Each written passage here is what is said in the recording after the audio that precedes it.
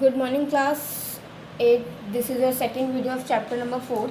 Last video में हमने पढ़ा था इंडिया के ट्राइबल्स के बारे में और उनकी इकोनॉमिक एक्टिविटीज़ के बारे में। अब हम आगे अपना चैप्टर कंटिन्यू करते हैं। आगे हम पढ़ेंगे changes in tribal societies during British rule. अब ब्रिटिश रूल जब हो रहा था उसके चलते उसके दौरान ट्राइबल सोसाइटी में क्या क्या चेंजेस हुए उस बारे में हम पढ़ेंगे। The establishment of plantation displaced the tribal population. It even took away their source of livelihood. They were forced to work on plantation for low wages. Plantation जो था उसका प्लांटेशन किया गया वहाँ पर ज़्यादा से ज़्यादा ट्राइबल्स के द्वारा, मतलब कि उनको फोर्स किया जाता था। जो आदिवासी थे उनको ब्रिटिश गवर्नमेंट के द्वारा फोर्स किया जाता था कि वो प्लांटेशन में काम करें, वहाँ पे खेती करें और वहाँ पर काम करके उनको बहुत ही कम प्राइस मिलता था, उनको बहुत कम पेमेंट मिलती थी। और वही उनके क्या था, वो एक सोर्स था उनके लाइफ को सरवाइव करने का, उनके जीने का एक सोर्स था, यही last. For centuries the tribals had been cultivating the land they owned. पहले के टाइम पे मतलब कि बहुत सालों से वो क्या कर रहे थे कि जो लैंड थी वो अपने आप उसको कल्टिवेटिंग करते थे, उसको अपने आप अपनी ज़मीन के मालिक होते थे। और they were owner of the they land they tilled, मतलब कि जितनी ज़मीन पे वो खेती करते थे वो ज़मीन जो होती थी वो उनकी खुद की होती थी और किसी ने उन पर रूल नहीं किया, मतलब किसी ने उन पर हुक्म नहीं चलाया।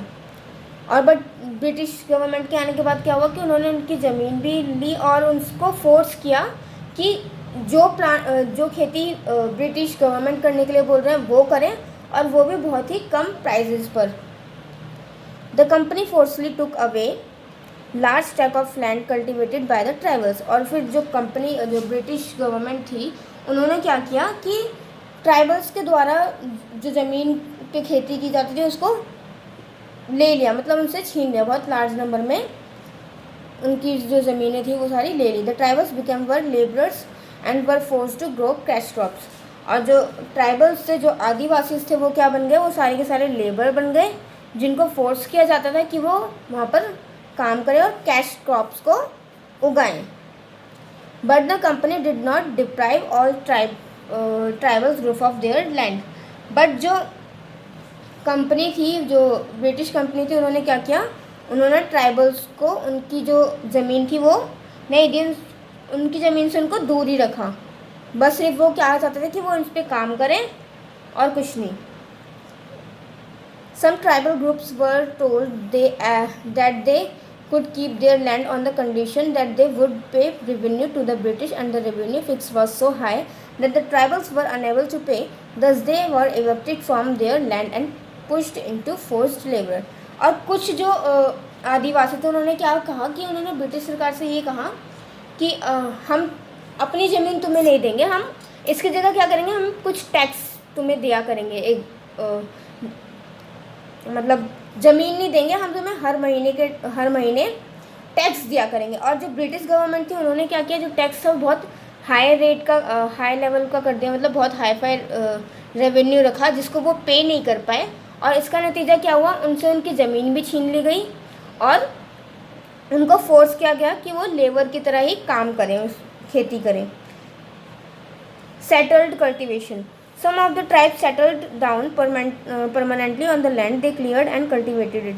और जो कुछ लोग जो थे, कुछ आदिवासी जो थे, वो उन आदिवासी का जो ग्रुप था उन्होंने क्या किया, वो परमानेंटली सेटल्ड हो गए कि वो जो लैंड है उसको क्लियर कर देंगे और कल्टिवेट करेंगे। Among them were the Mundas of छोटा Nagpur. Their land belonged to the entire clan and they regarded themselves as descendants of those who had originally cleared these lands of forest. उनकी जो land है वो किससे बिलोंग करते हैं, उनके वंश जो वंश होते हैं उनसे रिलेट करती है। और जो वो क्या करेंगे, मतलब जो ज़मीन है उसको खुद ही क्लियर करेंगे।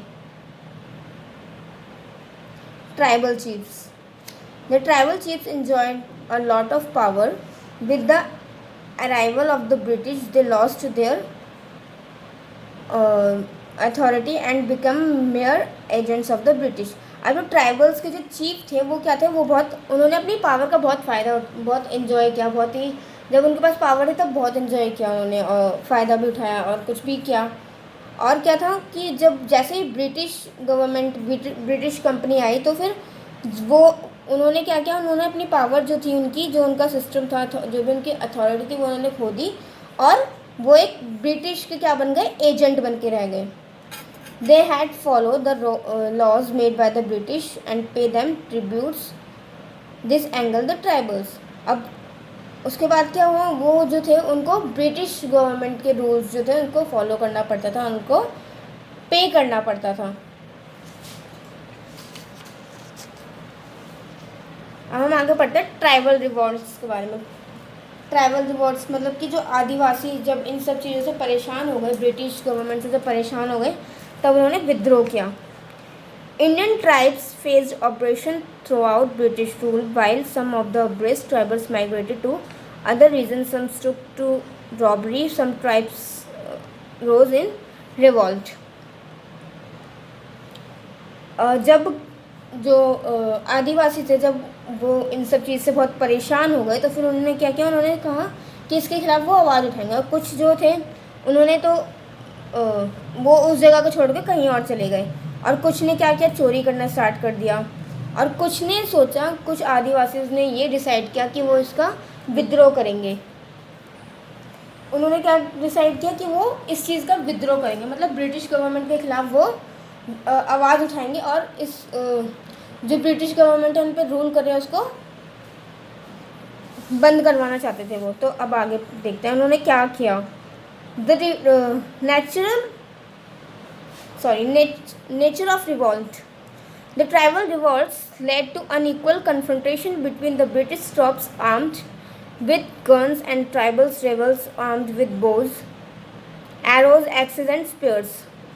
जो ये रिवॉल्ट हुआ वो ब्रिटिश गवर्नमेंट में और ट्राइबल्स में हुआ।